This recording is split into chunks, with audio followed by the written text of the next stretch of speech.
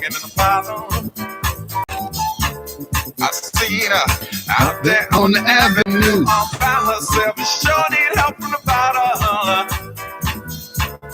I seen her, preacher man tried to help her, she cussed him out and they eliminated the bottle. They turned to me, they asked me, Gilda, don't you think it's a crime? No way. And time after time after time, people in the bottle. There's people showing up in the bottle. Give another good example. You see that jet in a Rico suit there, eating damn near blown his to the bottom. He was a if it wasn't young girls along, if they wasn't too far gone, we have a problem. Welcome to the Reality Check. Charles Butler here at Red State Talk Radio. We are rocking and rolling today. We're going to have our man Brat with us today. He's going to talk about pandemic and how children are abusing their parents. See, that's because they're not tapping that ass. See, when you spank that ass, children know who is in control. But these parents are too busy trying to be friends to their children, not understanding they're going to end up in an old folks' home. Okay, because their children have no respect for them. Amazing how that works, isn't it? You spank that butt and you get all the loving in the world. And I'm still not getting this thing coming through. It's amazing. Let's see here. Disconnect, connect. There we go. And then this should send out the title. I'm going to send it over again. The reality check. Let's see if it's finally going to click in for us here on the Red State site. Yeah, there we go. Charles Butler. Yeah, that's what I want to see up there. Charlie Butler. Hey, look, but our man's going to call me. He's going to talk about these children abusing their parents during the pandemic issue. Hello. I wish a child would try to abuse me. When I got through spanking that behind, I tell you, they'd be calling DCFS or D ever, whatever they want to call. Let's bring Armin on. Hey, Armin, how are you? Doing good. How are you? Good, man. Are you out in Oakland? I see you have an Oakland area code there.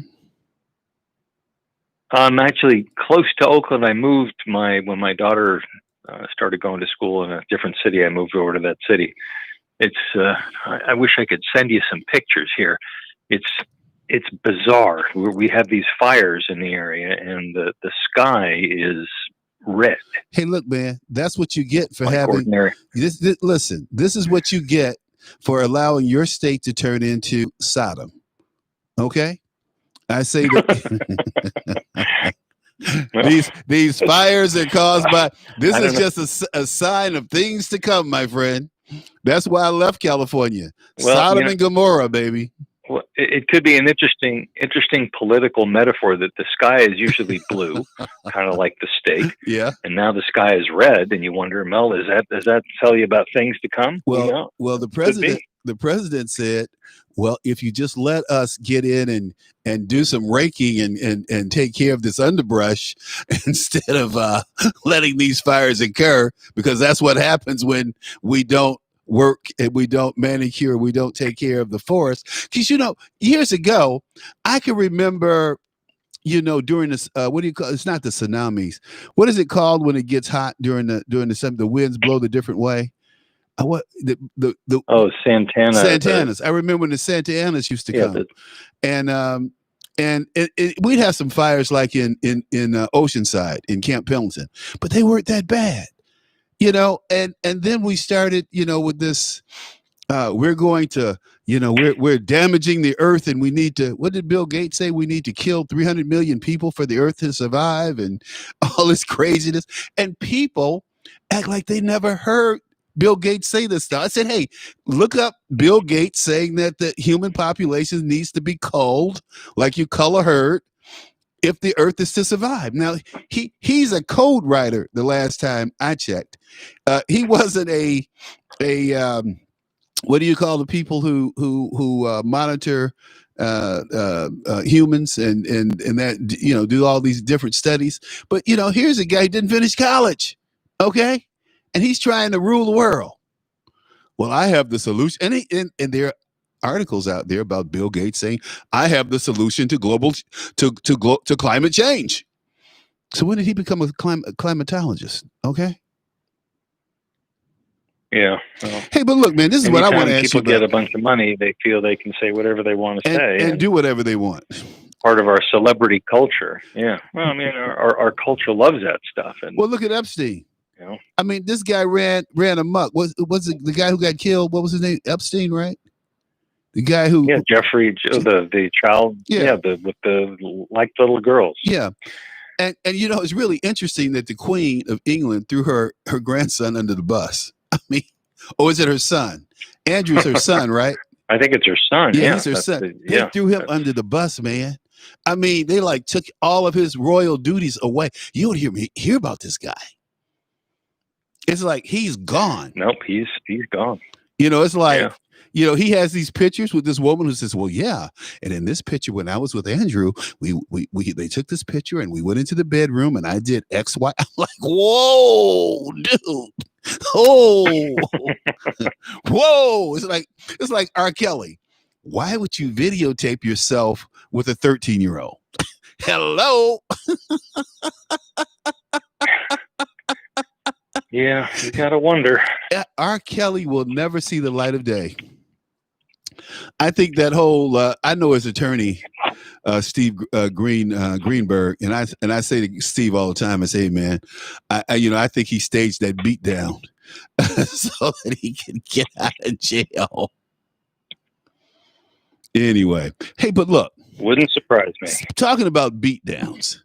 What is this child to parent abuse surge during the lockdown that you're talking about? What is that all about? Talk to us.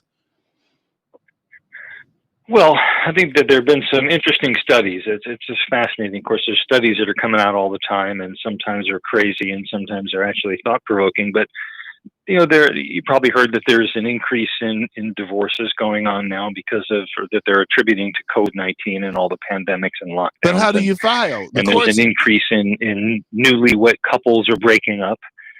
What happens when people spend too much time together is they get annoyed at each other. And one of the things I've been talking about this actually for years about homeschooling is that people talk about how wonderful homeschooling is, and it can be, but certain kinds of combinations of parents and children just don't work. And so when you're a parent and you're in a position of having to be with your children all day long, you just may not be able to get along. And so little kids especially are going to respond physically, but older kids, teenagers, young adults who are living at home are going to respond in a hostile way sometimes too, and it's unfortunate. So I think some of the question, it's not. You were talking about this in the introduction. It's not necessarily beatdowns that are happening, but there's psychological abuse that's happening, name calling, and all sorts of things like that. So it's really, I think, a function of people spending so much time together, not getting enough time by themselves, and not understand that we all need a break from each other every once in a while. Well, yeah, but still, there's this thing called respect, and I would never. Let me repeat. I would never think. My mother stood about 5 foot, maybe. I would never think about calling my mother out of her name. I would never think about cursing at my mother. And let me tell you, my mother was no saint. She was an abusive.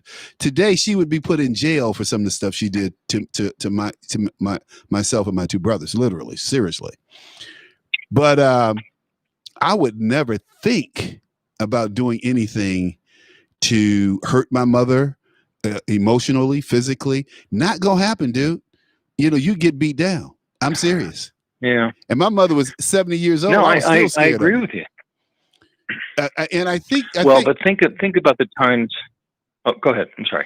I think, Armand, that comes from the fact that these parents today are not parents. They want to be their children's friend. They want to appease their children instead of teach and guide their children. So I would never allow my daughter to talk to me about computers and technology. I said, hey, I was building computers before you even thought of. There's nothing you can tell me about a computer, or about a piece of software, or about technology. Not gonna happen. You got a long way to go. This is when she was in, elementary school, junior high school. But her mother and her biological father, she was like a whiz kid to them. To me, she was just, she's a kid. She's good, but she's not as good as me. I'm the adult, and I know something about technology, right? And so I was the teacher, and I made that clear. And I think when you establish that authoritarian, I'm the parent, you're the child. That's why these kids today have the audacity to say, this is my room and you can't come in my, man, I was always clear that I was a guest in my parents' home. I mean, it was my home, but I was only staying there because they allowed me to, Yeah. Well, it's funny you would say that, because I just had this argument with my child here, who sometimes says to me, you ate all my bread. So wait, I bought that bread. What do you mean you ate all the bread? It's But no, I think what you mentioned though before, the key word was respect. That I think there's not nearly enough respect going on out there. And our kids are growing up in a world, and we've facilitated this by trying to be their friends, as you say. But our kids are growing up in a world where they don't believe that they need to listen to anybody else, that they need to speak their truth as opposed to the actual truth. So everybody puts out their own opinion, doesn't listen to anybody else. In fact, anybody that they disagree with is a jerk or an idiot or a bigot or a homophobe or a racist or something. And so, how can two people who might disagree with each other live in the same house? Mm-hmm. It causes some real problems. But I think a lot of there isn't any respect. Nobody has. There isn't a built-in respect for parents because they are parents. It's as though the kids are saying, "Well, you have to earn my respect," which I think is something that's okay for an adult to say that to another adult. But I think children do need to have as long as understanding of who pays the bills and where do those shoes that they're wearing come from? Well, who bought those? Who bought the bread? The thing I think that happens today, unlike my parents' generation, my parents both grew up during the Depression. And so they had an appreciation for everything they got, whether it was, a meal, the lights being on, the heat being on. They had a different appreciation about things, about the niceties we had in the 50s and 60s. Remember, there was an abundant. I never thought about my house being cold or wearing a sweater in my home or not, or wearing, house slippers in my house when I was growing up, because it was always hot. Okay. We never bothered about the heat. Remember? You'd walk into your home and you start taking off your coat or you start sweating, right? Remember? And then in the mid 70s, we started having supposedly an energy issue, and where there was no energy issue, there was never a gas shortage. Henry Kissinger created all of that. Henry Kissinger and Dick Nixon to, distract the American people away from what they were doing in Paris and Vietnam, and with the Paris settlement with the Vietnamese. So. When we look at our government, when we look at some of the things we've been through as a government, you look back, like one of the things that hit me today, hit me like a brick. One of my friends, my good friends, was saying to me today, or he's been saying to me over the past few months, Donald Trump killed 180,000 Americans. Because of Donald Trump, 180,000 Americans died. And it hit me like a brick this morning in the shower. No one ever blames Woodrow Wilson for the millions of deaths in 1918. I've never, ever heard or read anything about Woodrow Wilson allowing, 2 million Americans to die from the pandemic of 1918. Have you? Yeah, no, it's just crazy the attempt to blame everything. He might have really and truly, if he would have gone on board a little bit sooner, there might have been fewer people that would have died. But it's impossible I have a question that for all you. 180,000 of them. I have a question You for know, you. I have a question for you. If he wasn't on yeah. board, if he wasn't on board from the beginning, we would have had more people here passing out the flu than we did. The fact that the president stopped travel from China back in February, Yeah, January, that was a good February. thing. So I don't think he could have been on board any earlier than he was. And so, Well, I think that there was some stuff about that he was saying, well, it's all going to go away. We had 3 deaths, and it's going to go to zero. And so was He could Pelosi, have. and so was Pelosi, and so was Biden, and so was Fauci. And so you can't just say Trump.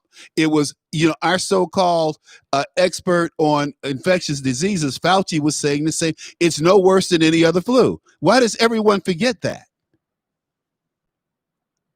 Well, that's true. You're right, and you're also right that that he cut off travel to China, and the first thing that happened was that the Democrats said that's a horrible idea, and they said it was racist. It gets back to the point. Whatever the poor guy does, right? Even the times when he's right, they say that he's wrong, and so it's crazy times. I don't even know what to make of this. It's just so bizarre the way that the world is right now. Well, what are we going to do about it? What are you going to do about it? What do you think about it? Talk to me. Well, I'm actually spending a bunch of time reading up on climate change and reading some things about, you know what? Climate change is a real thing. We need to do something about it. But the way to do it is not to focus exclusively on decreasing our carbon footprint. We have to think about other things that we can do right now, like maybe getting people air conditioners who live in hot places so that they can, they can have a better outcome. And it's also looking at the facts. That's one of the things that just kills me, is that people just don't look at the facts, and we're focused on this stuff that AOC comes out with about how we only have 12 years to live. And that's not what the studies say. People need to read studies. And so I spend a lot of my time talking to my kids and adults and trying to say, wait, does that make sense to you? Do you think really and truly that the world is going to come to an end in 2030, 10 years from now? Do you really think that? Well, Joe Biden look at said what that study says. And if you look at the studies, it doesn't say that. But I'm trying to be on this fact-based kick and get people to understand. And how do you look at a study? How do you understand? How do you interpret what people say so that you can take the craziness and the hype and the hyperbole out of it, so that you can actually get down to the basic facts and figure out what can we actually do now, instead of buying an electric car, which is going to help the world. Maybe will reduce in 1,000 years, it will reduce a tiny little bit of carbon footprint. And I mean, even the electric cars, where do they get their electricity from? Well, they get them from some plug-in station. And well, where does the power come from there? From coal. So an electric car probably isn't nearly as carbon neutral as you think it is. No, it's not. And no. What tickles me is that people really don't have a clue as to what's going on. They don't have a clue about climate change. They don't have a clue about one of my good buddies is Steve Goddard, and he has a website and he writes a piece, and he was Trump's advisor on climate change. He also writes under, Goddard. He also writes under Tony Hilliard. So Tony is an expert on climate change. In fact, his website, I think it's called realclimatescience.com. I'm pretty sure that's it. I'm going to look it up for you real quick. Tony Heller. And but Tony is a real climatologist. So when he talks about these things, like I remember they were saying the other day or a couple of years ago, oh my God, Charleston, South Carolina has flooded. It's flooding, and that means that the oceans are rising, and it'll be underwater. Hey, Charleston is underwater. It is below sea level, just like New Orleans is under sea level. Okay, Charleston has always flooded. If you look back to notes from the 1700s, Charleston, South Carolina, has flooded because it's below a sea level. It's amazing, Right, man. and what they've done is they've built walls, they've built Levees, flood controls. uh-huh. Same thing that they've done in New Orleans. Same thing they've done for the entire country of Holland, and parts of London are underwater. And so that's how you deal with it. If you want to save lives now, you don't just sit there and say, well, in 10 years, if we do absolutely nothing, yeah, people will drown. But who's going to sit and do absolutely nothing? We're going to do something, because that's what we do. We're going to have new technologies. We're going to make it we're going to have even better flood controls. And so the people who are living in Charleston, South Carolina, and in New Orleans and in Amsterdam are going to be fine if we take necessary precautions. If we sit around and say, "Oh my God, let's stop running our refrigerators because it's putting out carbon," that's not going to do anything. We need to do things that we can do right now. Well, let me give you a hand here. When you talk about climate change, you really want to get great climate information. Go to this website. It's called realclimatescience.com. realclimatescience.com. That's Tony Hilliard's website. Okay. He is a serious climatologist. I remember I met Tony back when the scandal came. They called it the Climate Gate, I think, scandal that broke in Great Britain, where the academicians got caught fudging the data. They got caught red-handedly changing data. Here in America, NASA and NOAA got caught red-handed changing temperature models from temperatures that had been recorded. They were fudging data. Why? Because it means jobs. Why? Follow the money. It means jobs. Okay. And it means funding. It's like this. It's like when Trump was talking about the generals and the war. Well, we all knew what he meant. We know that he didn't mean that generals went around starting wars for the benefit of corporations. But the reality is, if we fought World War II like we fought Korea, we fought Vietnam, and we fought not Desert Storm, but this Iran-Afghanistan war, which has been going on for 20 years, World War II would still be going on, dude, if we didn't bomb civilians. If we didn't bomb strategic sites because they were in harbors. I mean, Hanoi, Hilton, and Hanoi Harbor should have been leveled. But Johnson said, well, we can't bomb the Haiphong Harbor. We may kill some Russians. So what? We're at war. They're bringing in arms and ammunition and stuff to kill I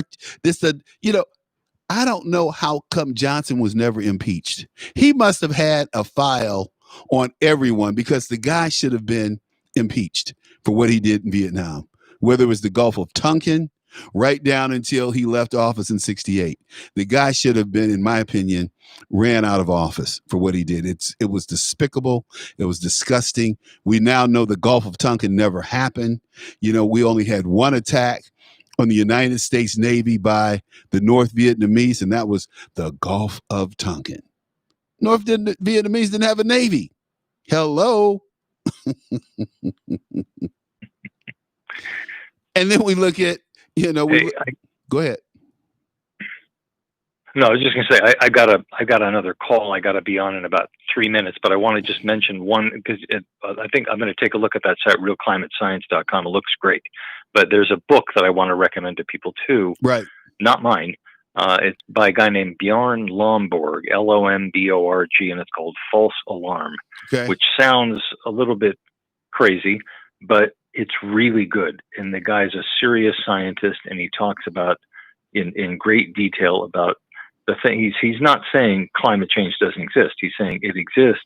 It always we need changes. to do something about it. But let's think about what we're going to do and think about how we can save the most amount of lives instead of just saying we're going to spend $100 trillion and bankrupt everybody. Because that's not a world that we want to live in. So that's it.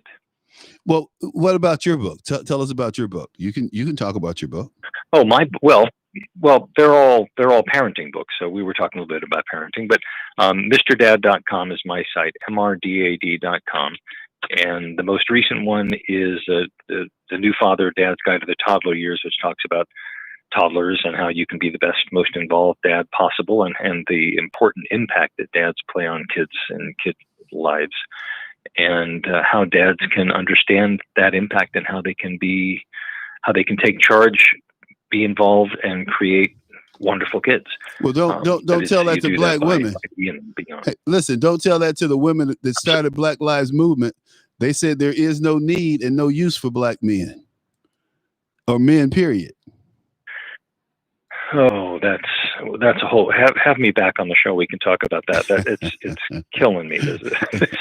Let's get rid of the nuclear family. Let's not have men because men are bad. Oh, men are bad. Toxic masculinity. Oh yeah. I'm. And don't forget, California. I'm in Northern California, and I feel like I'm the only person that has any sense at all. And listen, and the other thing is specifically the white guy. The white guy is the bane of all the world's problems. As a straight white Jewish guy, I'm getting hit from all sides. I'll tell you. Hey man, what can you say? What can you say? Hey, as always, Armin. You just got to laugh about it. That's all you can do. Hey, that's exactly what I'm doing, Armin. Thank you so much, man, for being with us. And all right. Again, tell people about your website. My pleasure. Mention your website and your book again. Okay, it's MrDad.com, MRDAD.com. And there are books there for dads of all kinds, from pregnancy and childbirth all the way through the teen years. Well, thank you, man. Appreciate you. Okay. Take care. All right. Bye. Hey, look, folks. We'll take a little break here and tell you that my company, we offer life insurance solutions to you and to those in unions and those that are not in unions. So please give us a call at 312-667-9111. That's 312-667-9111. Our phone has been ringing off the hook. I want to thank you all for calling and for getting quotes and for doing business with us. We love helping you out. We love looking at your goals and objectives and designing products to meet your needs. So give us a call, both union and non-union people, professionals. Give us a call. Let us talk to you. Okay. Hey, and that's 312-667-9111. Okay. Let's see here. Donald Trump. I have to admit, I'm kind of let's see, how can I say this? Smitten? No, that's not the right word. I'm a real Trumper. You guys know that. And always have been. So the thing that tickles me is that Donald Trump said he's going to decouple. He's thinking about decoupling the U.S. economy from the Chinese economy. And no one said anything about it. How about that? No one said anything about the president claiming that he was going to decouple. I didn't say it. The president said it. The word decouple, it's an interesting word. So we lose billions. So when you mention the word decouple, it's an interesting word. So we lose billions of dollars, and if we didn't do business with them, we wouldn't lose billions of dollars. It's called decoupling, so you'll start thinking about it. Biden cheered China's rise as a great power because great powers adhere to international norms in the areas of non-proliferation, human rights, and trade. Well, they didn't. They took advantage of stupid people. Stupid people. And Biden's a stupid person. You know that. You're not going to write it. First, we'll end the pandemic under Operation Warp Speed. We've pioneered groundbreaking therapies, reducing the fatality rate 85% since April. You don't hear that from the press very often. They don't like to talk about that. So the fatality rate, 85%. Think of that since April. The United States has experienced among the lowest case. President vowed to decouple the U.S. economy from China and blasted old Sleepy Joe for being a stupid person whose economic treachery allowed an authoritarian nation economic rise. And it's really interesting that I was reading this article, this New York Times report, and President Trump mentioned it, which is one reason I went to it, right? And you start reading this report, and this is 20 years ago, and Joe Biden is all over these folks in China, Xi Jinping, and talking about, and he's sitting with the Communist Party president, talking about how our legal system really works and the integrity of it, the O.J. Simpson case. I mean, really? Come on, Joe. O.J. Simpson? Come on, dude. I mean, what about, man, I don't know. What about Brown versus Topeka, maybe? Well, that's embarrassing for America. Brown versus Topeka, school integration, especially Joe, when you said, I don't want my kids in a racial jungle. Be interesting to see where Biden's kids went to school once they integrated schools in Delaware. I'm sure they weren't black schools. Anyway, Joe was, as a senator, he traveled all over China. He went to the Great Wall, visited a little dirt road village there, and it was given communion by a Roman Catholic priest in China. I mean, you know, and then he comes back singing China's praises, and and here we are. He's talking about that China would emerge as a great power because great powers adhere to international norms in the areas of non-proliferation and human rights and trade. Bullshit. China never did, never will. That's China. That's where their strength lies. Non-proliferation. Well, what about the missiles that they build, and the Chinese government has stepped up manufacturing nuclear weapons? That was reported this week because they want to do what? Kill Americans, said John Chow. Not me. I'm just telling you what the experts are saying. I'm not an expert. I don't follow this. I don't have access to that kind of data information. But I know people who do and who are credible and who continue to bring the word, the truth to the American people.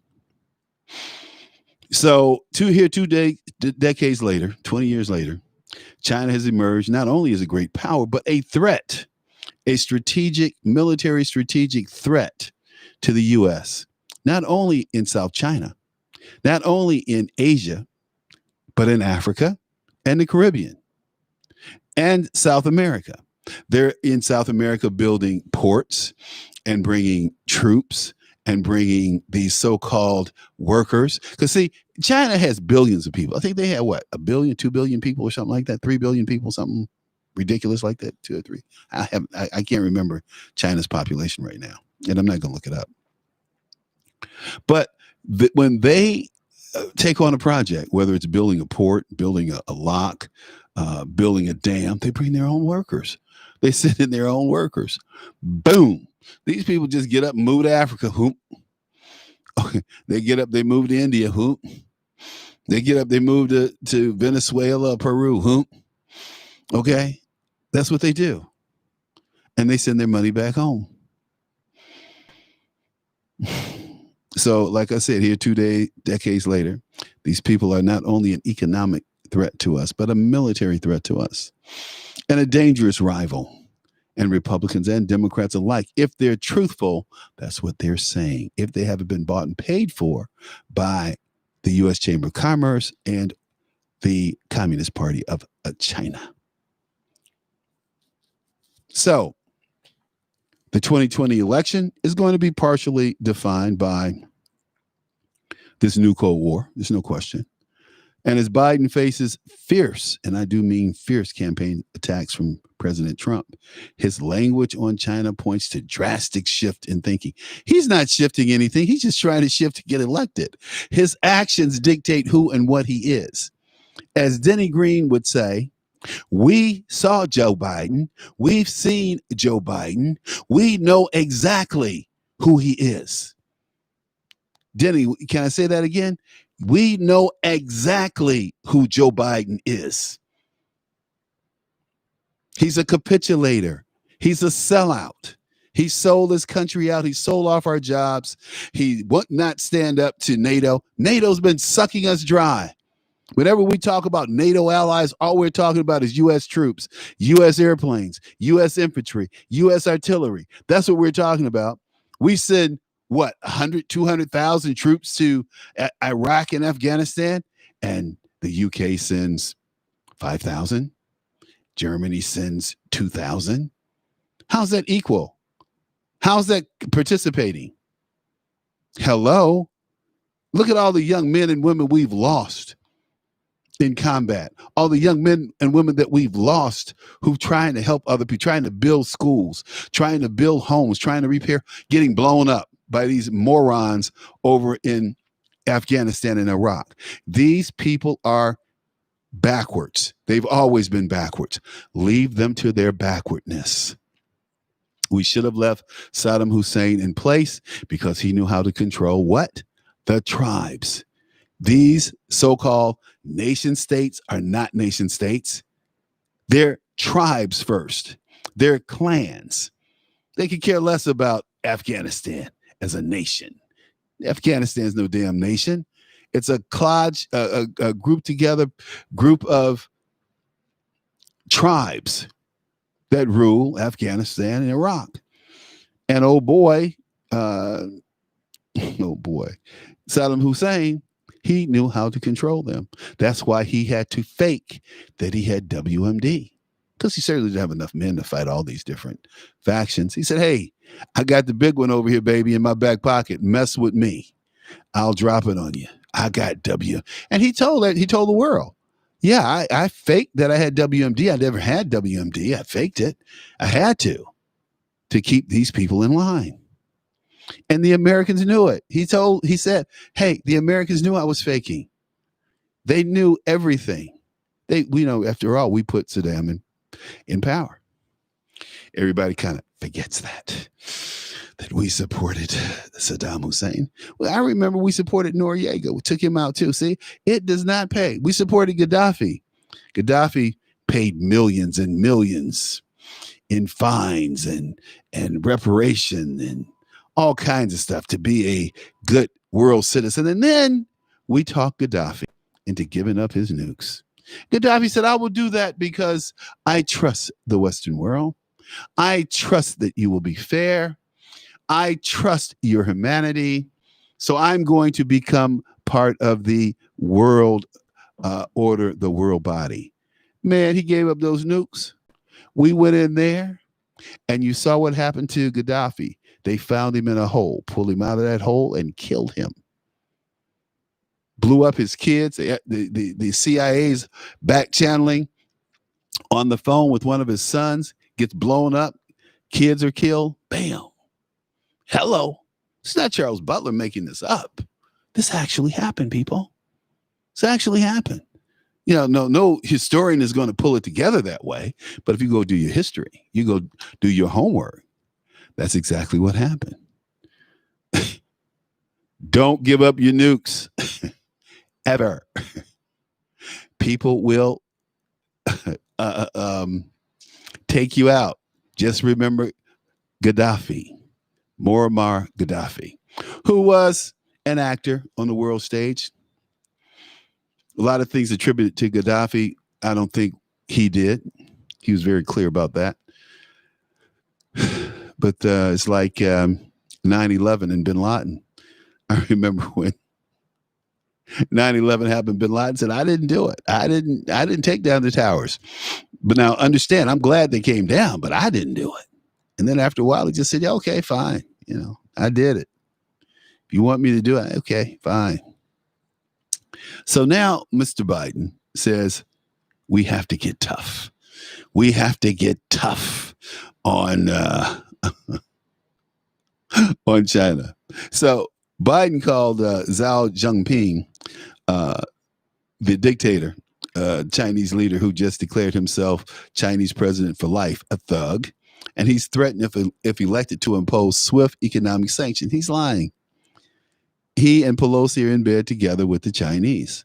They're all making money. That's why, and how much money is Bo going to get? How much money will Bo get this time? Will he get $3 or $4 billion to manage because he's the president's son? Whatever happened to that story? Whatever happened to the story of Joe Biden raping that woman? I mean, do these things just hold true for Donald Trump? Hello? Do these things just hold true for Harvey Weinstein? Hello? Joe wouldn't do that. Oh, hell yeah, if he wouldn't. Police. Scandalous Joe. Let's see here.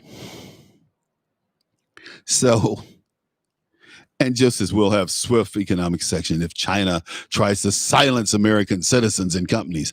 They do it already, Joe. You didn't do it under Barack Obama. And Biden goes on to say the United States does need to get tough on China. This is what he wrote in an essay in Foreign Affairs. I read that essay. It was all hogwash. He never got tough on China. He doesn't intend to get tough on China. When questioned about China when he was running in the primary, he could never say, I'm going to get tough on China. That's where his money's coming from, baby. Hello. So the Chinese-U.S. relationship under Biden would be to roll back all the respect that we've gained from the Chinese. Chinese rolled over us like we were little children. And like they had the tanks, like Tiananmen Square. Now we have a real man in the White House, a real adult. And these people don't know what to do. Oh my God, it's Donald Trump. Xiaoping, I know he hates to deal with Donald. Donald smiles and he's like, oh yeah, he's a wonderful guy. He's a great guy. But he's negotiating his butt off. That's what you do. I mean, hey, Putin, he's a great guy. What did Bush say? I looked into his eyes and I looked into his soul and I saw a good person. And then and then Putin invaded Georgia. And they were at the Olympics together. And George gets up and walks over and talks to Vladimir. Hey, man, why you do that? What's going on?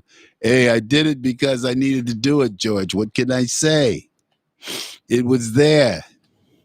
What you going to do about it? He said, hey, I'm sure there was a whole lot of commentary about what Bush said. And Bush talked about what he asked Putin when he went over to speak to him during that little exchange. I thought it was great. But anyway, on the, when you look at this stuff, when you ask yourself, what would the world be like under Biden for the United States of America? I think it would be some dark days ahead. I think we would be disrespected on the world stage. See, the reason we're respected today on the world stage is because people don't know what Donald Trump's going to do. It's like the generals had to come out and say, well, no, if the president orders us to go into the cities, we won't be going. Well, in reality, the generals will do what the president orders because he is, at the end of the day, the commander in chief. So if those generals won't obey the president's orders, there are those who will. Simple. Did I say simple? Yeah, simple. Let's see. Among Biden's priorities, he claims, are rebuilding alliances and reassuring a global defense of democracy. To hell with democracy. So we defend dictators who claim they're running a democracy. That's how we got into this Chinese thing. Biden talks about build back better. Hell, you never talked about that before.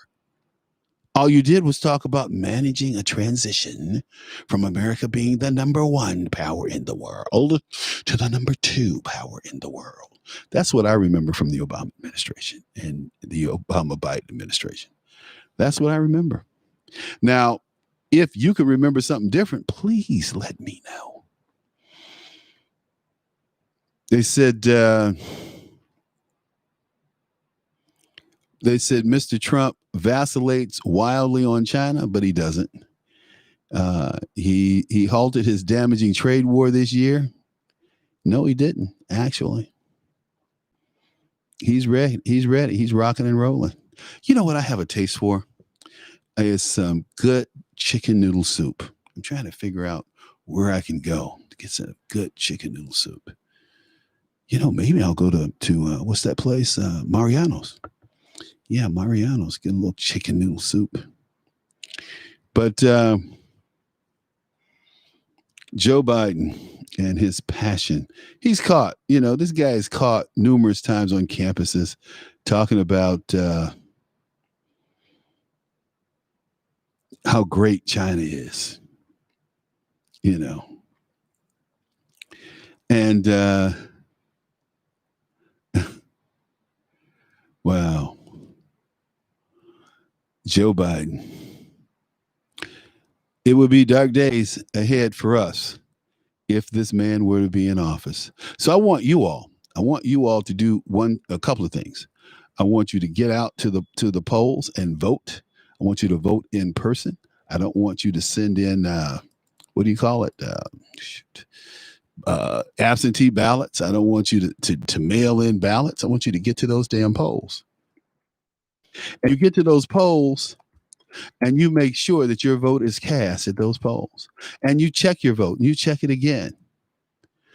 Because here in Illinois, we had a situation where the you would punch. We got a caller here. Hello, caller. Hey, caller, how you doing? Not bad, Charles. I don't want to interrupt your commentary, but I just wanted to comment on your show today. As always, really fantastic. I like the first guest. I'm sorry that he wasn't on longer. I would have liked to ask him some questions.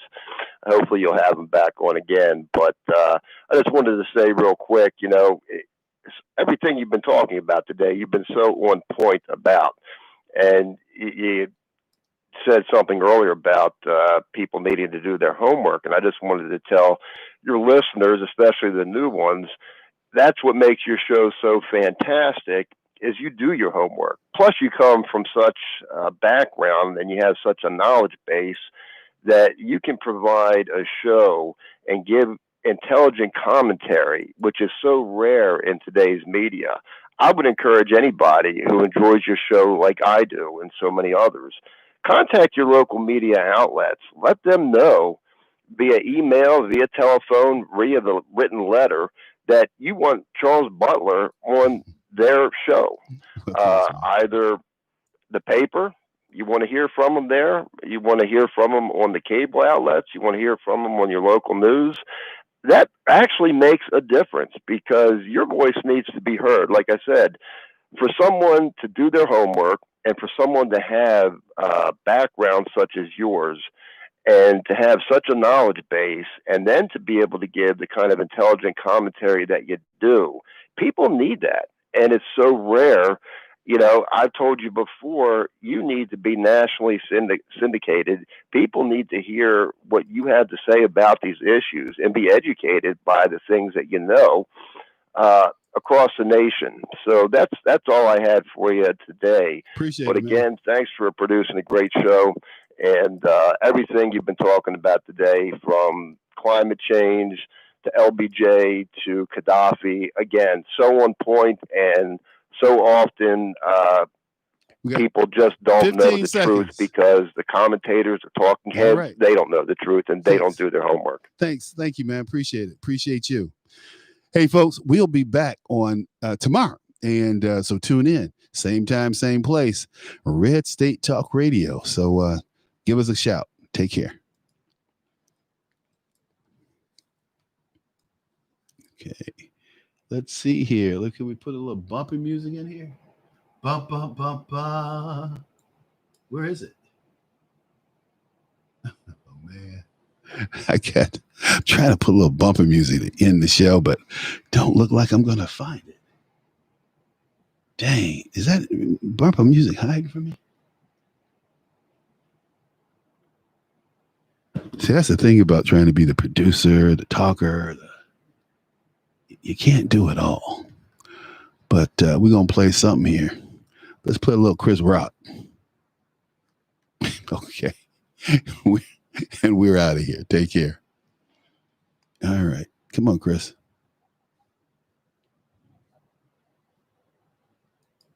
Great to have you back on our shows doing comedy. Are you doing these stand-up shows now because it is such rich pickings for comedy in the world? I'm doing it because I just got divorced and I'm broke. Okay. I need money. It's a global tour. Yes. You need a lot of money. Oh my God. See this right here? See this sip? My ex-wife got 30% of that sip.